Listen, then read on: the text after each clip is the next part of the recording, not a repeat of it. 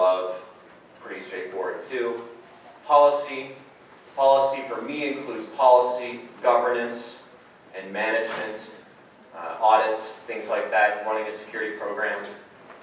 People is the last one, and that includes things like security awareness training, personnel, attacker profiling, and as you can see, the ones on people aren't as widely used. The only one on there that we come across frequently is security awareness.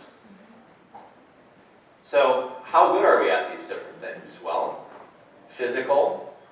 We've been doing physical security as long as there have been things to steal, so we're pretty good. The technical. So we've been doing technical security for quite a while too. I mean, we're not perfect. We don't have the perfect firewall, probably never will. We're always going to have technical deficiencies, we'll always be fixing them. But we're still pretty good. On the policy side, we're getting a little more shaky, but in fact, we've been doing this for a while. The British standards, the British standards were out a while ago, and that led to the ISO 27000 series. And for the most part, we really do understand how to run a security program. But people, I think, largely as a profession, we have failed to deal with people. We don't do a good job handling the people side of the equation. And oftentimes, what I hear, and you've probably heard this as well, is that people are the problem. You know, the security thing would be easy if it weren't for all these users. So, people are the problem. So there's a couple of things I have to say about this. First of all, that oftentimes it's people are stupid and you can't fix stupid. Or people should know better. People should know better than to click on that link or open that attachment in their email. They should know that that's an evil attachment. And in fact, there's an article on the SANS diary, the incident handler diary, called CVE0. It's pretty funny, but it basically says the user clicks on something they shouldn't, and we're not going to be able to fix it. So security awareness training is my other pet peeve. And inevitably, when people do security awareness training, they say, well, let's put up posters. Even though we have no way of knowing that this does any good at all.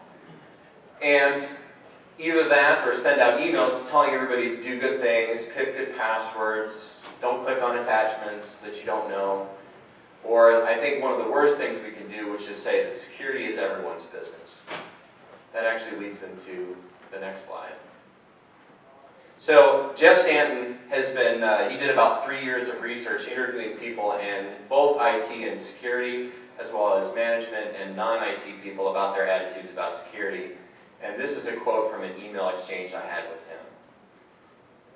So what I think he's really getting at here is that IT people don't really think much about the people they work with. They pretty much say, you know, if I beat them with a stick, you get the right response. They don't really take a creative approach in dealing with people.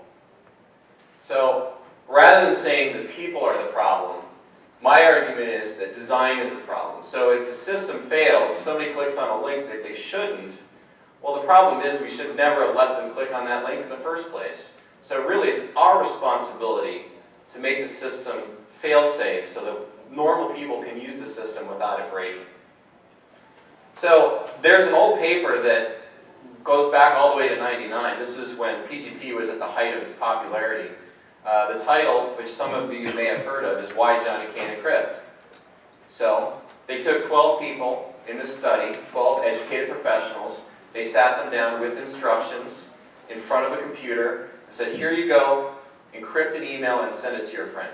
So they had to go through the key exchange, they had to sign the email, they had to encrypt the email, they had to send it. So of those 12 people, only 3 were successful.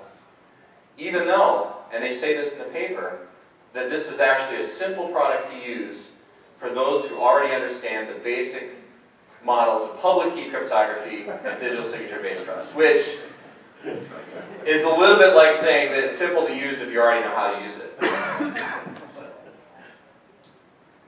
So I think also that our expectations for people are part of the problem. So I think that, in fact, there's a cognitive failure here. What's obvious to us as security experts, we've been doing this for a while, isn't necessarily obvious to everyone else. And this is a common mistake. Everybody makes this. They just kind of assume that everybody thinks like they do. But training everyone to be experts isn't practical. You know, we don't have, when we have companies and we have a legal department, we don't train everybody to be a lawyer. We train them to know when they need to go to the legal department. Same thing. And really what we need to do is design our systems to account for that lack of expertise so that in many cases actually taking over the security decisions from the user, because we shouldn't ask them to make a decision that they're not qualified to make. And this has actually already started to happen. If you think about antivirus, for those of us who've been working with computers for long enough, back in the 80s, when antivirus first came out, what we had was, hey, you got a virus. Would you like to clean this? Yes or no. Seemed to make sense at the time. Somebody who knew what they're doing could back out if it wasn't actually a virus. They knew that was the case. But the reality is that in most cases you want to click yes, and by giving people the option to click no, you're actually just letting people shoot themselves in the foot. So, as we all know, this doesn't happen anymore. Antivirus just cleans it automatically. It doesn't give you that option. Although in some cases they might just throw it in a quarantine folder. So if something horrible happens, like a McAfee update decides to eat all your Office files, that you can actually recover. So how did we end up in a situation where we don't deal well with people? Well, this is actually, there's a good story behind this, and it's how our profession evolved. We started out as IT security. You know, when the first security was on computers, and we have the interaction of people and computers and information. But as we evolved and decided to call ourselves information security, we haven't quite caught up to the new model, which is people interacting with information. There's no computers in that equation, not when you're talking about information security. So that's what behavioral information security is an attempt to address. So it's not going to fix technical problems, but it's a philosophical shift that puts people first. So the idea is, by putting people first, we can build better policy, better technology, and even have better physical security by understanding the people. So this is Jeff Stanton's definition of behavioral information security. He actually comes from kind of an organizational psychology background, so his definition reflects that. And here's my definition. So I define behavioral information security as a formal methodology to manage risk, information risk, derived from knowledge of how humans behave and interact with information. And really what we're after, what I'm after, my goals for behavioral information security is the second part. To design better systems that take people into account, and a human interface design for InfoSec, if you will. So why should we care? Why behavioral information security? Well, I think there's a few reasons to care about it. First is that it can develop new tools to address the people problem that we don't have today. And also I think it can help modernize the profession. I don't know if anybody here has read The New School, but The New School kind of touches on a lot of these same kind of issues, I think. But the bottom line really is this: to reduce the cost and increase the effectiveness of information security. And if we can't do that, then we're not doing our jobs.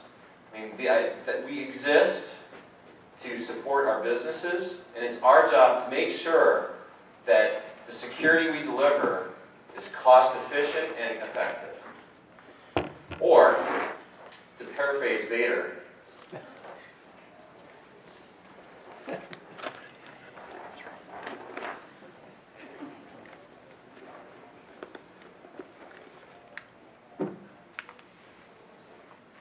so, behavioral security modeling.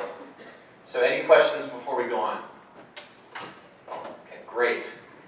So behavioral security modeling is really primarily a method rather than a model for describing security requirements using these ideas of behavioral information security. So this should look familiar. How many times have you come across this? Notice that it's full control. So here's the scenario. I just set up a new folder and I want to give everyone access. Well, what do I mean when I say everyone? Do I mean everybody on my team? Everybody in IT? Or do I mean everybody who is able to access this directory even if they're anonymous? Well, my guess is that I probably don't mean that last thing on there, but that's exactly what happens when you set this up on Windows. So, this example points out a couple of things, right? So we have the everyone problem. There's two aspects to this. First of all, that what do we mean by everyone? And there's a gap between what I wanted and what I actually got. So the desired outcome actually is, when I said everyone, I mean I want to authorize all IT employees and contractors to view or read the contents of my folder.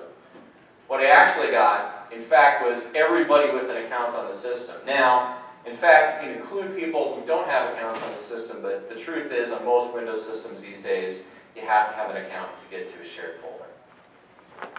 So, we're introducing a vulnerability here because the difference between what I wanted and what I actually got are not the same. That creates a vulnerability. The vulnerability in this case is that people that I did not authorize to have access to the system, or did not intend to authorize to have access to the system, now do. So, behavioral security modeling is a standard methodology for describing these desired or intended outcomes. It's useful to describe user intent, which is very important. It's useful to describe system functionality, so you can use this same technique to describe what's actually there. And this allows us to analyze and identify gaps between what was desired and what we've actually built, which, as I said, introduce vulnerabilities. So ultimately what we're working towards with behavioral security modeling is improving the precision of our security requirements so that we don't introduce the vulnerabilities in the first place. If we can deliver on the security that people are actually asking for, then we'll have more secure systems. So there's a few components of the modeling process. We have actors. Actors are always people. We're not allowed to put systems in an actor role. That's because systems don't operate on their own. People are always behind that. The intent flows from the people who set up the system, not from the system itself. Until we have AI, actors will always be people. So actors could be individuals. This could be people in a certain role, like it could be an accountant. It could be specific people. It could be Bob from accounting. It could be groups, and these groups are always social groups that exist within the context of the organization that you're talking about.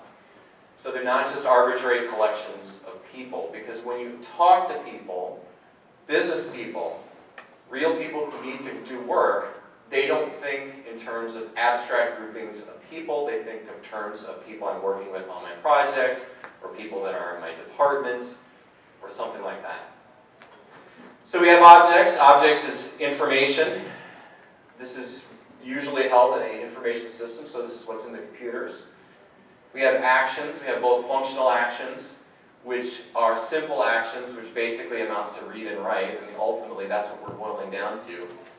We have complex actions. These are kind of business-driven activities. So I purchase a book, I create an account on the system, or something like that. And finally, on the actions, security actions. Now these are specialized actions that are really relevant to security and have a specific security impact. So things like identify. I want to identify who you are.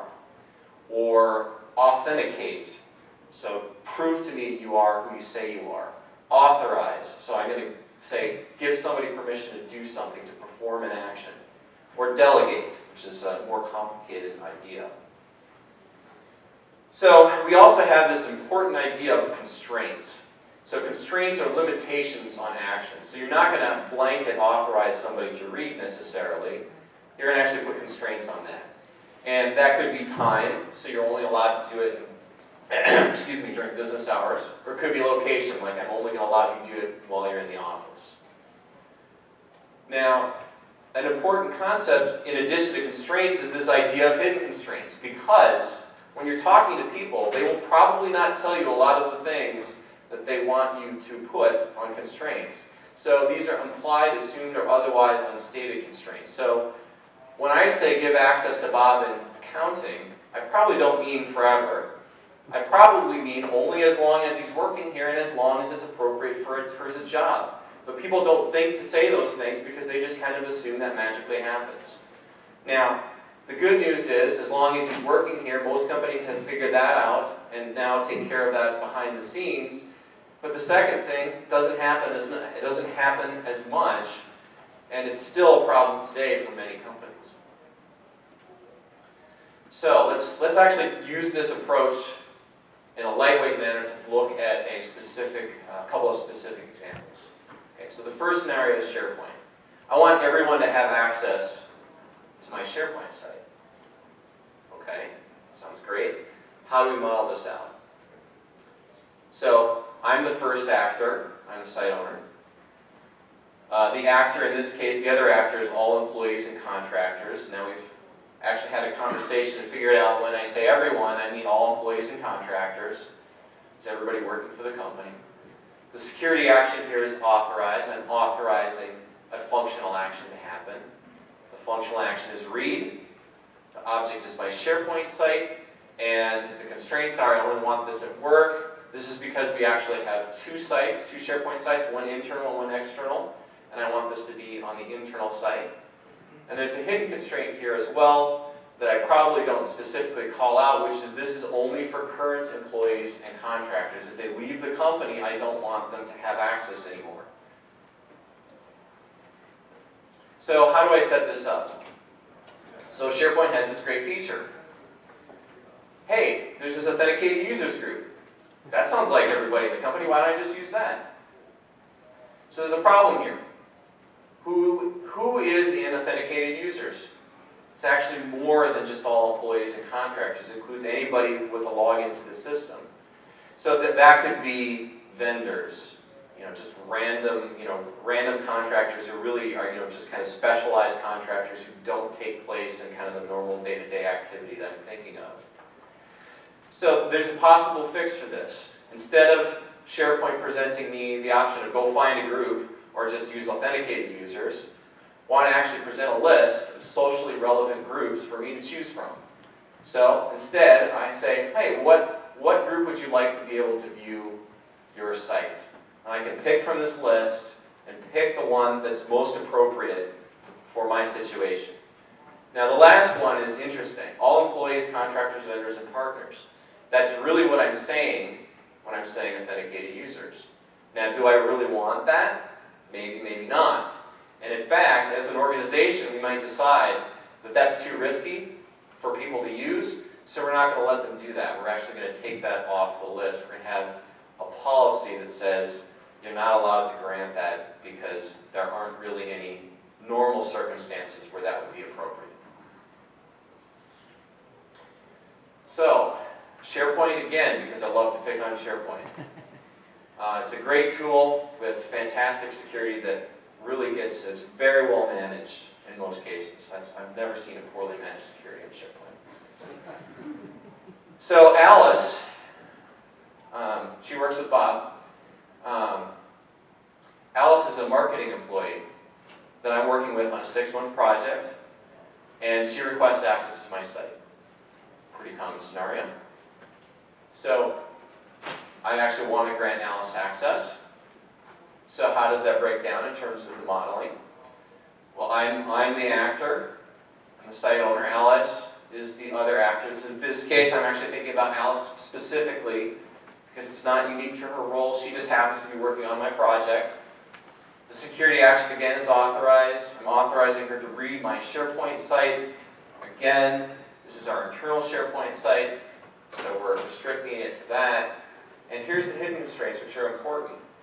What I don't say, but what I probably mean is, I really only want to grant Alice access for the duration of this project, and only if Alice is still in her current job, and only if she's employed with the company.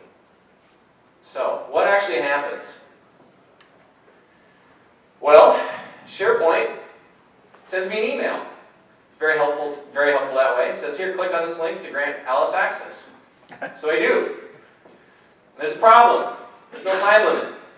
I don't think about that, and I never take her access away. So there is a possible solution to this as well. I would love if Microsoft could actually implement these things, by the way. I think it would make it a much more effective product. I actually asked for a time limit. So the system asked me, how long should Alice have access to your site? For some number of months, right? Indefinitely, as long as she's in her current position, or indefinitely as long as she's here at the company. And again, the last two may or may not be appropriate for your organization. You know, we might actually say, you know, the last one, no, if she changes positions, she's got to get new access. So if she changes positions, the access automatically goes away. One of the nice things is if you actually eliminate those last two options organizationally, you've done something clever. You've actually forced people into doing periodic reviews of SharePoint access. Because if I can only grant people access for a limited period of time, that means after 12 months, I have to renew their access somehow. Hopefully the system will actually send me a friendly reminder saying, hey, this person's access is about to expire. Would you like to extend their access? I say yes, and it says for how long, and I say 12 more months. A little bit of extra work, but it forces those reviews to happen. Again, building the system with people in mind so that it becomes easy for them to do security. So, let's get into the meat of the talk. Let's talk about something that I have a lot of love for. That's credit cards. Credit cards, definitely designed with security in mind and definitely designed with the internet in mind. Clearly, because we have no issues with credit card payments today. So, credit card payments. We have three people involved in the transaction, at least as far as we're going to talk about today. There's really a few more, but we're going to only focus on these three. There's the customer, the merchant, and the processor, the one that makes the money happen. So there's a lot of people behind the processor where we're going to skip over today. And really we're going to focus on the merchant. So here's the customer story. The customer wants to buy something. The customer wants to buy an iPod Nano and says, here, I'm going to authorize you, merchant, to take $149 from my account. In return, you give me an iPod Nano. So they actually provide an authorization token. This is the card number, expiration date, and all the other good things that they need to make the card work. So what is an authorization token? So this is a little bit of a detour. So this is something else that's important for modeling. Security tokens, as I am using them here, are bundles of information that actually are representative of what you're trying to do. So the token has all the data needed to carry out the security action within the computer system. So, for example, in this case, we have an authentication token. The authentication token has everything you need, authorization token. The authorization token has everything you need to authorize payment on that credit card. You could have an identification token. The username is a great example of this. You could have an authentication token, or you could actually have a password, or you could actually have a hard token, yet another use of the word token, like an RSA token. Same purpose. So what does the customer model look like? So who are the actors? Anyone? Well, the individual. The individual, the customer, yes. Who's the other actor? Merchant. Merchant. Okay. What's the security action? Physical card. What's that? Physical card. Physical card. No, what's the security action? What are we trying to do? Transaction. Authorize. I heard that. That's correct. Okay, what's the functional action? You have the purchase, receiving the payment. Exactly. And the object? What are we operating on? So this is kind of a trick question. There's really two. I put one of them up here. One is the customer account, and really one is the merchant account. Oh, sorry. So for those of you who have fast eyes, you saw the answer. So what are the constraints here? This is actually an important point. The dollar figure, $149. The dollar figure. You got it. What else? The item. Sorry? The item or service. The item, yep, that's part of it. So the item should only be exchanged if that money is authorized to be taken out. Yep, so who did I authorize though?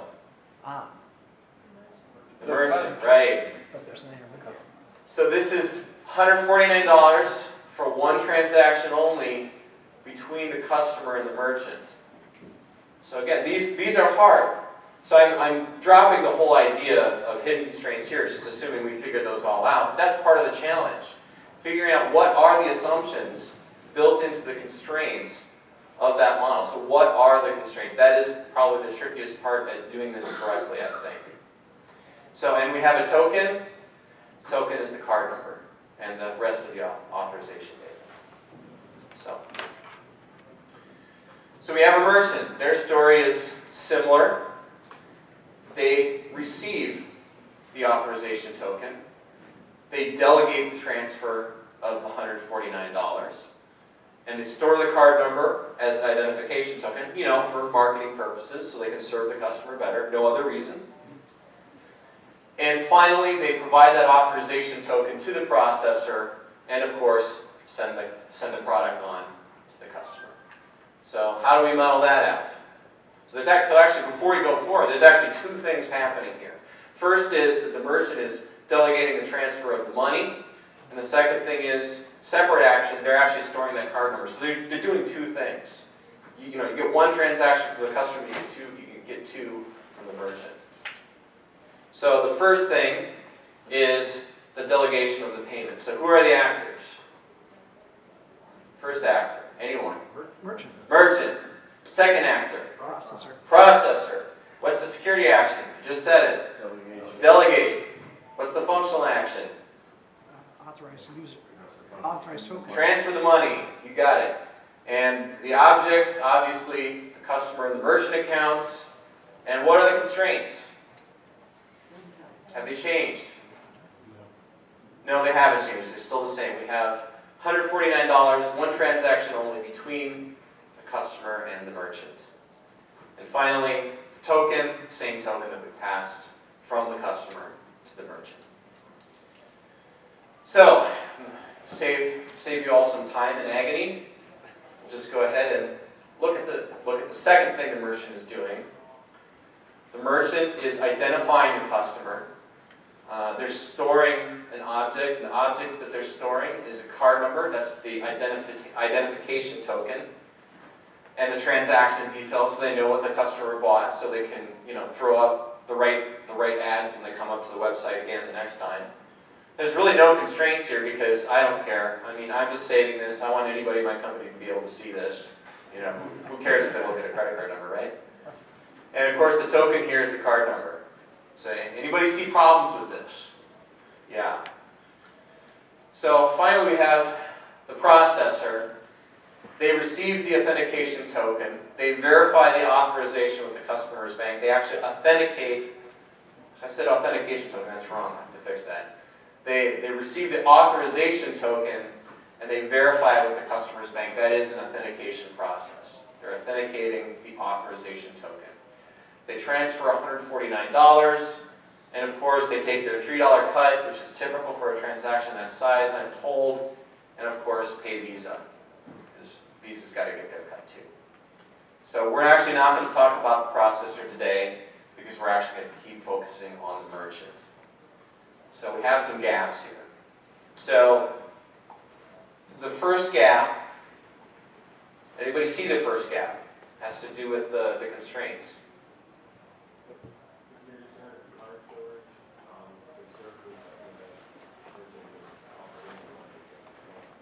So I think you're talking more about, so what you said was that the security of the card, once the merchant stores it, is insecure.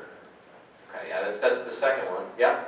The constraint is it's a one-time transaction, but the information they have to allow them to make that transaction. Exactly. That is the first problem. The the authorization token is not constrained either to a fixed amount or to a specific transaction. We've actually violated those constraints. The customer only intended for this card number to be used this one time for this one amount, and that is not what they actually passed. It's not their fault, but that means that token is valuable to theft. So if you have all the authorization information you need for a credit card transaction, that means as long as you possess that, you can make a transaction with any merchant anywhere in the world and probably get money out of it quite easily. So hence the value of credit card numbers on the black market. The second thing we also heard, which is that the identification token contains authorization data. That's really what's happening here. So when I store the credit card number for marketing purposes, I have failed to properly, that's a reuse or misuse of tokens, right? So I have an authorization token, now I'm repurposing it as identification. Guess what? You're not allowed to do that because that, again, introduces vulnerabilities, because that token, although it doesn't have all of the authorization data there, is still somewhat valuable and vulnerable to theft. And plus, as anybody who's dealt with credit card numbers knows, it's also something that your PCI auditor will go after right away. So how do we go about fixing it? Well, there's some interesting things to be said about that. The customer, they don't really care. I mean, the reality is that the misuse costs them nothing. I mean, by law, if it's a credit card, their limit is $50, and in most cases, it's $0. Now, there's obviously some hassle involved here, but for the most part, they don't really care, and there's not much they can do anyway. So the processor, I'm not going to talk about what solution they would want today, but basically what they would push for is a one-time use authorization token of some kind tied to a single transaction, so they don't have to worry about storing all of that authorization data in their systems. And the merchant has the most difficult question is, how do I actually properly constrain that authorization token and also use that as an identifier? So there's a number of payment security solutions out there on the market today. Most people call this tokenization. Again, just to confuse everybody, yet another way to talk about tokens. So basically how this works, and I've looked at a few of them, they all work pretty much the same way. The merchant, when they get the authorization information, they send it to the gateway. The gateway is either a third-party provider or the processor. They take that information, they store it, and they send back a special number called a token that is not a credit card number, not valid as a credit card number, but identifies either that card for that one transaction or for multiple transactions. In some cases, the gateway actually gets the authorization info, the card info directly from the customer, so the merchant never has to touch it. This actually reduces the merchant's risk even further. So we have either one-time use tokens or multi-use tokens, depending on how it works. So the idea is after you get the token, it's usable after that for all of the rest of the payment cycle, completing the settlement and any disputes and all that sort of thing. So looking at those solutions, how do they fix our gaps? So the one-time tokens comes pretty close. It satisfies the constraints, maybe. Yes, it is for one transaction only. Yes, it's between the customer and the merchant. Yes, maybe 149, not sure. But it doesn't meet the merchant's need to store identification. Multi-use tokens. This partially satisfies the constraints, so it really only satisfies one, which is between the customer and the merchant. And it does meet the merchant need to store the identification token. It still doesn't solve all the problems. And even with both of these, we still have gaps. In the first case, the constraints aren't fully met, or maybe they are for one-time tokens, but even that case, then we don't identify the customer. And we also have another problem where we're having, again, mixed-use tokens. We're using an authorization token for identification. Again, you shouldn't do that. So really today, at least as far as I know, there isn't a solution that meets all the requirements. So here's a possible solution that our model suggests. If we generate 2 tokens instead of 1, we can actually fix this problem. So we have a one-time use authorization token that's kept in our payment system. And we have a unique identification token generated at the same time. It's important that this identification token be not valid for payment and not reversible. So what we have is a number that uniquely identifies a credit card number that we can never change back. so we know that we're getting the authorization data saved, and we're getting the identification that we want. This actually satisfies all of our constraints. It's one transaction only between the customer and the merchant. We're assuming it's implemented properly, and it meets the need to store identification. So, behavioral security modeling. So what is it? Again, it's a people-centric method for describing security requirements or implementations. It removes the ambiguity we have with social groups and makes those unstated constraints explicit. And really, what we're going after here is that we can build better systems because they behave as expected, fewer vulnerabilities, better security. So, future directions. Where are we going with this next? So, this is just enough to whet your appetite, hopefully. So the next 1 to 2 months, hopefully, I'll be coming out with a white paper that describes this process in more detail. You can look at the website or follow me on Twitter for news on that. I want to, as I use this in practice, which I plan to do, expand and refine the catalog of the actors, especially the security functions and the constraints, so that people have something to work with, a catalog that helps them do their jobs when they're sitting down with people, getting security requirements. Training programs, eventually, if we get sophisticated enough, we could do that, train people on how this works. And finally, a UML-based modeling template. There is something out there called Secure UML that I plan to extend just with with a few tweaks, and actually use if you want to do formal UML processing. So, future directions for behavioral information security. Design principles, I'm working on that. A taxonomy of user behaviors. There's already work started on this. Jeff Stanton did that. He did 3 years of research.